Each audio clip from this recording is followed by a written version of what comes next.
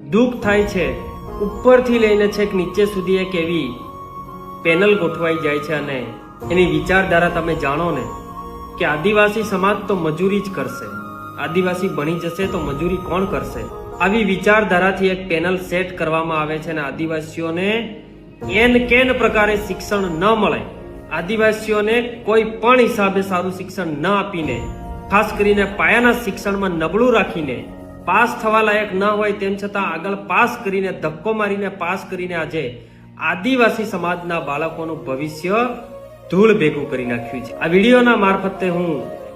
તમામ મારા શિક્ષિત યુવા ભાઈ બહેનો અને વડીલોને કહેવા માંગુ છું